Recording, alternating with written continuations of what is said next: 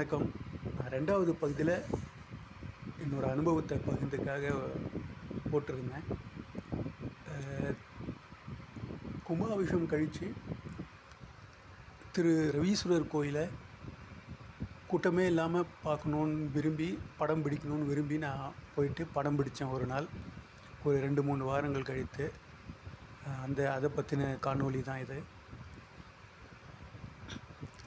முதல்ல நான் போய் உள்ள கருவறையில் போய்ட்டு ஐயர்கிட்ட பேசும்போது, கருவறையை மட்டும் படம் பிடிக்காதீங்க, மற்ற எல்லா இடத்துலையும் படம் பிடிச்சிங்க, சுற்றி படம் பிடிச்சிங்கன்னு சொல்லிட்டு திருக்கோயிலின் வரலாற்றையும் அவர் சொன்னார். அதை ஒரு சுருக்கமாக முன்ன சொல்லிடுறேன். அப்புறம் இந்த காணொளியில் எந்தெந்த நட்சத்திரத்திற்கு இந்த கோயில் உகந்தது மற்றும் தெய்வங்கள் பற்றின குறிப்புகள் எல்லாம் சொல்ல இருக்கேன். முதல்ல இந்த திருக்கோயில் பற்றின வரலாறு சொல்லிடுறேன். இது சூரியனால் வழிபட்ட ஸ்தலம். சூரிய பகவான் தன்னுடைய மனைவி, அவருக்கு சாயான்னு ஒரு மனைவி இருந்தாங்க. அந்த மனைவி சூரிய பகவானோட வெப்பத்தை தாங்க முடியாதனால தன்னுடைய நிழலை ஒரு உருவமாக செய்து அங்கே வச்சுட்டு, உயிருள்ள உருவமாகவே விட்டுட்டு இந்த அம்மா காட்டுக்கு போய் அந்த வெப்பத்தை தணிக்கிறதுக்காக தவம் செய்ய போயிருந்தாங்க. இது சூரிய பகவானுக்கு தெரியாது. தெரிய வந்ததும் இவர் கோபமாயிட்டு அவங்கள போய் சாபம் கொடுக்கறதுக்காக நடந்து போகிறார். அப்போ வர வழியில் பிரம்மா அவர்கள் எதிர்படுறாங்க. இந்த கோபத்தில் அவர் அவங்கள கவனிக்காமல் போயிடுறாரு. அதனால் சூரியனுக்கு ஒரு குற்றம் வந்துடுது. அந்த குற்றத்தை நீக்குவதற்காக இந்த இடத்துல இந்த சிவபெருமானை வழிபட்டு அந்த சாபத்திலேருந்து அந்த குற்றத்துலேருந்து அவர் விடுவித்ததாக ஒரு வரலாறு. இதில் பெரியவங்களை நம்ம மதிக்கலைன்னா அது ஒரு குற்றம்ன்றதை உணர்த்துது. பொதுவாக சூரியன் அகங்காரம், ஆளுமை, தனித்துவம், இதுக்கெல்லாம் ஒரு தலைமை பண்பு, இதுக்கெல்லாம் உரியவர். தலைமை பண்புன்னு அகங்காரம் வந்துடக்கூடாது அப்படின்றத உணர்த்துவதற்காகவும், அதாவது இங்கே வழிபட்டால் தான்ற அகங்காரம் மட்டுப்படும், தேவையான அளவுக்கு மட்டும் இருக்குன்ற மாதிரி ஒரு ஒரு ஒரு மரபு. இவர் வழிபடுறார். அப்புறம் இந்த கோயிலில் அவர் வழிபட்டதுனால இது ரவீஸ்வரர் கோயில்னு அழைக்கப்பெறுது. இந்த கோயிலில் பரிகாரம் செய்ய முடியாது, ஆனால் வேண்டுதல் வைக்கலாம். பரிகாரத்தலம் ஞாயிறு கிராமம், ஞாயிறு கோயில் நினைக்கிறேன். இங்கே ரெடில்ஸ் பக்கத்தில் ஒரு இடம் இருக்குது.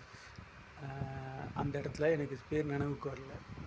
அங்கே அதுதான் பரிகார ஸ்தலம். இங்கே வேண்டுதல், நம்மளோட வேண்டுதலை வைக்கலாம். சூரியனால் ஏற்பட்ட குற்றங்கள், நம்ம ஜாதகத்தில் ஏதாவது சூரியனால் ஏதாவது குற்றங்கள்னால் அது நீங்குவதற்காக இங்கே வேண்டுதல் வைக்கலாம். பரிகாரம் ஞாயிறு கோயிலில் பண்ணணும். இங்கே இந்த இடத்துக்கு வியாசார் பாடின்னு பேர் வந்திருக்கு. அதுக்கு காரணம் வியாசர் இங்கே தங்கி இந்த சிவனை வழிபட்டதாக சொல்லப்படுது. வியாசர் தங்கியதுனால வியாசர் பாடி நாளடைவில் மருவி வியாசார் பாடின்னு பெயர் மாற்றம் அடைஞ்சது. இந்த கோயிலோட தல விருட்சம்ன்றது மரம். சாதாரணமாக சொல்லும்போது மரம் சொல்லலாம். உயர்ந்த பொருளை பற்றி பேசும்போது, உயர்ந்த கருத்தை சொல்லும்போது அதை விருட்சம் சொல்லணும், தருன்னு சொல்லணும். தரு சரியான தமிழ். தல விருட்சம் வன்னி மரம். இந்த வன்னி மரம் எந்த நட்சத்திரக்காரங்கள்ன்றதை நான் சொல்கிறேன். அந்த வன்னி மரம் வரும்போது நான் சொல்கிறேன். இது வரலாறு. இங்கே சூரியனார் கோயில் அமைந்ததுக்கு வரலாறு. இன்னொன்று, நம்ம காணொலியில் பார்த்திங்கன்னா ஒரு இடத்துல அந்த கொடிமரத்துக்கு முன்னாடி ஒரு சின்ன சிவலிங்கம் மாதிரி ஒரு துவாரம் இருக்கும், ஒரு ஓட்டை இருக்கும். அது வழியாக சூரிய ஒளி கருவறையில் படுவதாக சொல்லப்பட்டிருந்தது. நான் ஐயர்கிட்ட கேட்டேன். அது சொன்னால் ஒரு காலத்தில் அது நடந்திருக்கு. இப்போ வீடுகள்லாம் இருந்ததுனால அந்த வாசல், அந்த கருவறை நிலவாசல் படி வரைக்கும் வரும், அதுக்கப்புறமா போகிறதில்ல, அது பழையது அப்படின்னு சொன்னார். ஆனால் அதை உள்ளெல்லாம் கருவறையில் எடுக்க முடியாதுன்னு முன்னமே சொல்லிட்டார். இது நடந்தது. இதுதான் இந்த கோயிலோட வரலாறு. இதுக்கு எதிர்க்க இந்த கோயில் ரோடுக்கு இந்த பக்கம் இருக்குது, எதிர்பக்கத்தில் சூரிய தீர்த்தம் இருக்குது. ஞாயிறு கோயிலில் இருக்கிற மாதிரி ஒரு நல்ல பெரிய சூரிய தீர்த்தம் நல்லாயிருக்கும். ரொம்ப பாசியாக இருக்குது, காலை வச்சா வழுக்கிற மாதிரி இருக்குது. அது கொஞ்சம் கவனமாக இருக்கணும். அங்கே அந்த தீர்த்தத்தை தெளிச்சிக்கலாம், நல்லது. வலது பக்கம் நம்ம பார்த்தோன்னா ஆஞ்சநேய பெருமானோட கோயில் சன்னதி இருக்குது. அவரை வணங்கிட்டு அடுத்தது 63 நாயன்மார்களோட சிலைகள் வைக்கப்பட்டிருக்கு. அதை தொடர்ந்து விநாயகர் இப்போ அந்த விநாயகர்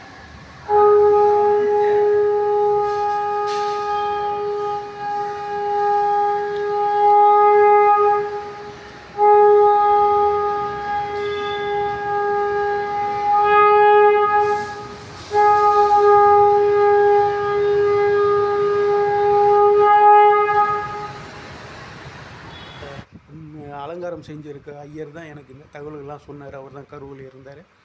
ரொம்ப ஒரு தன்மையாக சொன்னார்.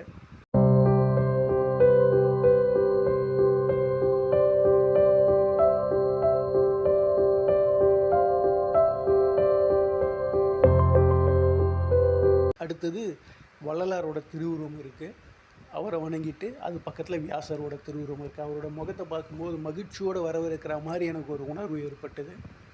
உங்களுக்கு எப்படின்னு நீங்கள் போயிட்டு வந்து சொல்லுங்கள். அந்த அவர்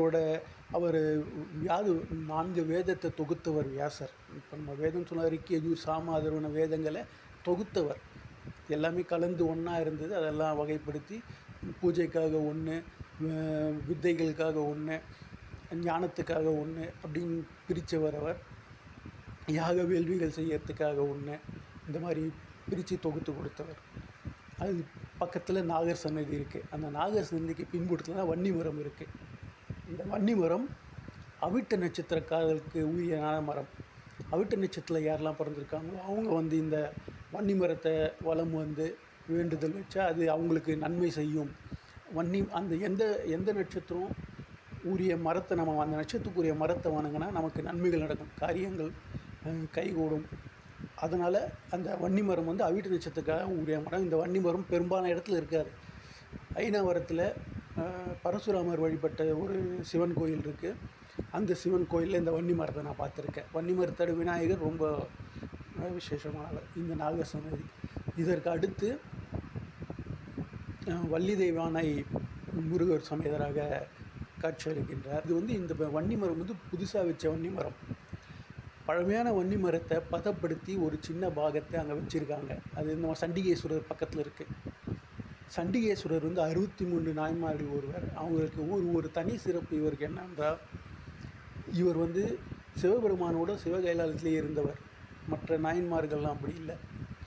இவருக்கு என்னென்னா, இவர் வந்து நம்ம அந்த சிவன் கோயிலோட சொத்தை காப்பவராகவும், பக்தர்கள் வந்து குறைகளை இவர்கிட்ட சொன்னால் இவர் போய் சிவபெருமான்கிட்ட சொல்வதாகவும் இவருக்கு ஒரு ஐதீகம் இருக்குது. அபிஷேக நீர் வழிந்து வெளியே வர கோமிக்கு பக்கத்தில் தான் எல்லா சிவன் கோயிலையும் இந்த சண்டிகேஸ்வரர் இருப்பார். இவர்கிட்ட நம்ம குறைய சொன்னால் அது நேராக சிவன்கிட்ட போய் சேருன்றது ஒரு நம்பிக்கை. அதுக்கு அடுத்து வந்தோன்னே இந்த வன்னி மரத்தை பதப்படுத்த அந்த பெட்டி அதில் காசெல்லாம் போட்டிருக்காங்க அவங்க வேண்டுதல் ஏற்றவாறு. அதை தொடர்ந்து பெருமாள் சன்னதி இருக்குது. அவரை வணங்கிட்டு கொஞ்சம் தூரத்தில் பார்த்தோன்னா ஐயப்பனோட சன்னதி இருக்குது. திரு ஐயப்பனோட சன்னதி இருக்குது. பொதுவாக ஜாதகத்தில் 5 அங்கங்கள்: திதி, யோகம், கரணம், வாரம், நட்சத்திரம். இந்த கரணம் சொல்கிறது காரியங்கள் வெற்றி அடைவதற்காக, தொழில் சிறப்பாக அமைவதற்காக உண்டான ஒரு அங்கம். அது பஞ்சாங்கத்தில் அந்த கரணநாதன் ஒருத்தர் இருப்பார். அந்த கரணனுக்கு ஒரு மிருகம் இருக்கும். கரணநாதன் ஒருத்தர் இருப்பார். இந்த கரணநாதன் இந்த திரு ஐயப்பன் வந்து பாலவகரணத்தில் பிறந்தவங்களுக்கு கருணநாதனாக வரார். அதாவது பாலவகரணத்தில் பிறந்தவங்களுக்கு மிருகம் வந்து புலி. அந்த புலி மேலே அமர்ந்திருப்பதனால இவர் அந்த இதுக்கு கருணநாதனாக வரார். இவரை வணங்கினா அந்த நம்மளுடைய காரியங்கள் வெற்றி அடையும். ஏதாவது ஒன்று புதுசாக செய்கிறோம், ஒரு தொழில் தொடங்குகிறோம், இல்லை ஏதோ ஒருத்தரை போய் பார்க்குறோம் ஒரு நன்மை நடப்பதற்காக, திரு ஐயப்பன் அந்த பாலவகரணத்தில் பிறந்தவங்க ஐயப்பனை வணங்கி அந்த காரியத்தை செஞ்சோன்னா மிக சிறப்பு. ஐநா நகரில் ஐயப்பன் கோயிலும் இருக்குது. அவரோட தனிசனி எங்கே இருந்தாலும் ஐயப்பனை வணங்கிட்டு அந்த காரியம் செஞ்சால் அது சிறப்பு. ஆக பாலவகரணத்தில் பிறந்தவங்களுக்கான கருணநாதன் ஐயப்பன். அதுக்கு அடுத்தது பைரவர் இருக்கார், காலபைரவர். இவர் எப்போவுமே வட கிழக்கு மூலையில் தான் இருப்பார். பொதுவாக பைரவர் வடகிழக்கு மூலையில் தான் இருப்பார். எந்த கோயிலில் இருந்தால் வடகிழக்கு மூலையில் இருப்பார். மரண பயம், எதிரிகள் தொல்லை இவற்றிலிருந்து நம்மை காப்பவர். பொதுவாக சுறுசுறுப்பாக வச்சுக்கிறதுக்கு நம்ம இவரை வழிபட்டால் மனமும் உடலும் சுறுசுறுப்பாக இருக்கும். அதன் மூலமே நம்மளுடைய வறுமையை விரட்டலாம். சுறுசுறுப்பாக இயங்கி நம்மளுடைய வறுமையை விரட்டிடலாம். அந்த வகையில் இவர் செல்வ வளத்துக்கும் உரியவர். இவரை எடுத்துகிட்டு திரும்பி நான் நவகிரக சந்நிதி நான் ஒரு 9 சுற்றுக்கள் சுற்றிட்டு திரும்பின கொடிமரம். பொதுவாக அந்த கொடிமரத்து பக்கத்தில் கோயிலெல்லாம் சுற்றிட்டு ஒரு 2 நிமிடம் 3 நிமிடம் அங்கே அமரணும். ஆனால் அந்த மொத்த வானத்தில் இருக்கிற ஆற்றல்களெல்லாம் இழுத்து அந்த கொடிமரம் வெளிப்படுத்துவதாக ஒரு இது. அங்கே இருந்தால் நம்மளோட மனக்கவலைகள், நம்மளோட எண்ண அலைகள், அதிர்வுகள்லாம் கொஞ்சம் மட்டுப்படும். அப்படின்றதுனால அங்கே உட்காரணும். பொதுவாக ஒரு 2 மணி நேரம் கொஞ்ச நேரம் சுற்றிட்டு நான் ஒரு 2 நிமிஷம் அங்கே உட்காந்தேன். அந்த நம்ம முன்ன வீடியோலேயே பார்த்துருப்போம். அது உள்ளே நுழையும் போதே 3 வழிகள் பிரியுது. நேராக ஒன்று இறங்குது, இடது பக்கம் வலது பக்கமும் அங்கே கம்பி வச்சு வடிகட்டு போட்டிருக்காங்க. இந்த இடது பக்கத்தில் நான் உட்காந்தேன். அப்போ மேலேருந்து ஒரு புறா என்னோடய காலில் எச்சம் பண்ணிடுச்சு. அங்கே புறா இருந்தது. ஆனால் இந்த இதில் ஏதோ எனக்கு அங்கே போய் தோணலை. அப்படியே அதை ஒரு தொடச்சிட்டு காகிதத்தை தொடச்சி எதிர்க்க சூரிய தீர்த்தத்தில் போயிட்டு காலை சுத்தப்படுத்திக்கிட்டு கழுவிட்டு நான் வந்துட்டேன். இதுதான் என்னோடய அனுபவம். உங்களால் முடிஞ்சால் இது வந்து அம்பேத்கர் கல்லூரி, வியாசர்பாடி அம்பேத்கர் கல்லூரிக்கு மிக அருகாமையில் இருக்குது. Erukkancheri main road. அதுக்கு பக்கத்தில் அப்பர் சாமியார் தோட்டம்னு ஒன்று இருக்குது. 7 சித்தர்களோட ஜீவசமாதி அமைந்த இடம். அது ரொம்ப அருமையான இடம். வீட்டில் ஒரு நாள் அதை போய் நான் எடுத்து அதையும் தனியாக போடுறேன். நன்றி.